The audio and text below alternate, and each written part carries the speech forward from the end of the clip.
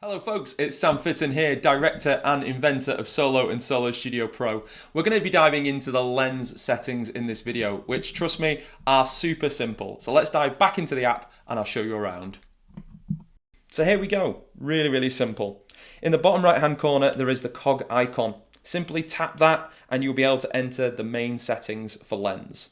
Now there aren't many settings because we've tried to keep this as simple to use as possible. So inside the general area there, you can see the word camera. That is this lens camera's name.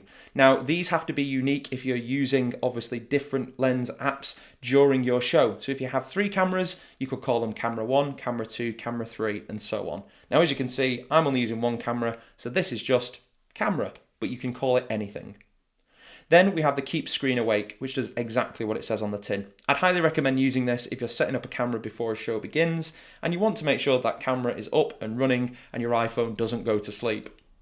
Then in the camera settings, we have our resolution, which as you can see is currently set to HD, but just by tapping that, I can change it to full HD, 4K, or full HD, or standard HD as it currently is. So I'm going to keep it on full HD actually. Then we have our frame rate, which as you can see is set at 30 frames per second, but you can also change that to 60 and 120 frames. I'm going to actually change this to 60 because I really love how crisp 60 looks, and at full HD. Then we have auto flashlight, which when toggled on, every time you go live will automatically turn the flashlight on the rear of your iPhone. This is great if you're in darker environments because it means that your subject is always going to be well lit. Obviously it's toggled off at the moment, which means it wouldn't come on automatically. Then we have record when live. This is amazing, and basically every time you go live, we save a copy of what your iPhone has seen into your camera roll on your iPhone, which means you get the full quality that your camera is displaying inside your phone after you finish going live, creating that content, while you're performing. Mind-blowingly good. Then we have the basic profile, which is your account settings essentially.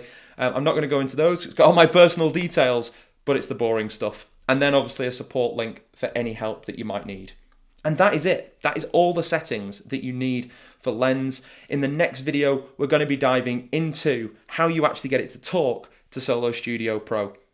And you guessed it, it's super easy. But I will see you in the next video. Thanks for watching. Check out video 3.